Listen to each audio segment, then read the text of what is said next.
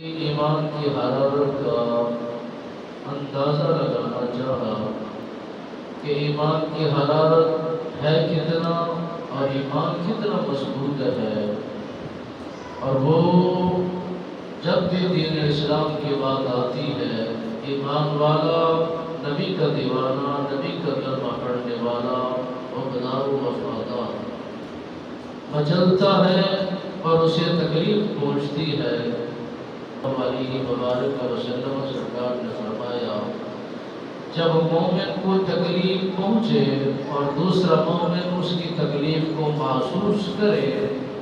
تو پھر یہی معلوم ہوتا ہے،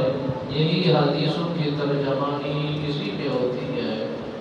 کہ وہ صاحب ایمان مسلمان ہے،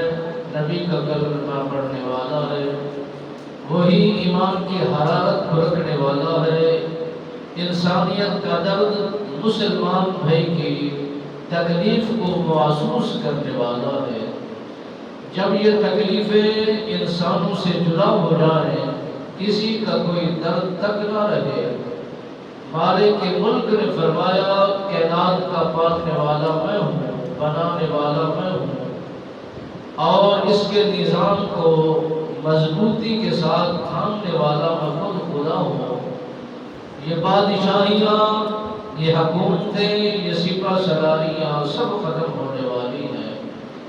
میرے سامنے کسی کی کوئی مجال نہیں کہ وہ اپنا سکہ چلا سکے، اپنا روپ جما سکے اور اپنی حکومت کو مضبوط کر دکھا سکے۔ میں کریم رب ہوں، میں اپنے انسانوں کے، اپنے بندوں کا ایمان کی کیفیت کو دیکھنے والا ہوں۔ حیاتی کا مالک بھی میں ہوں، کائنات کا مالک بھی میں ہوں، موت کا مالک بھی میں ہوں۔ اعمال کو دیکھ کر میں دیکھنا چاہتا ہوں کہ یہ انسان کتنا اس امتحان کے اندر آ کر کے دنیا کے اس بہترین ماحول کو پا کے رب کی حمد میں رہا، رب کی تسبیح میں رہا، رب کے محبوب کے اصول کے مطابق وہ عمل پیرا ہونے کی کوشش کرتا رہا۔ میرے نبی رحمت فخر موجودات صلی اللہ علیہ مبارک وسلم سرکار کے تمام غلامان مصطفیٰ نے ان دو قرآن کے حصوں کی ترجمانی کرتے ہوئے اور اس کی تفسیر کرتے ہوئے یہی بتاتے ہیں کہ نبی رحمت فخر موجودات صلی اللہ علیہ مبارک وسلم سرکار کی قوم کے ساتھ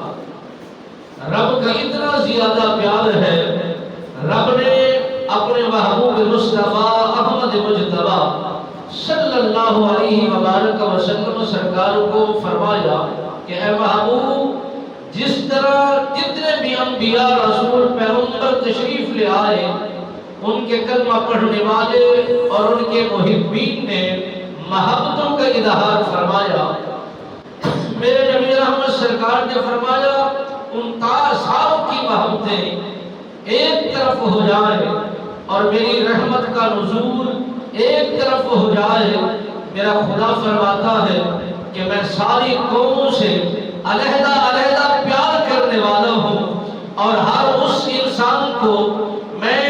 اپنی پناہ میں جگہ عنایت فرمانے والا ہوں۔ رہی بات اس گناہگار قوم کی، نبی رحمت سرکار کے امتیوں کی، رب بے نیاز نے فرمایا ان الانسان، میں نے انسان کو دھرتی پر جب بھیجا ہے میں اس پر رحیم بھی بن گیا ہوں، اس پر شفیق بھی بن گیا ہوں، اس پر کریم بھی ہو گیا ہوں۔ اور انسان جب میرے نبی کا کلمہ پڑھنے والا، حقدار و وفادار، بارگاہ خداوندی میں جھک کر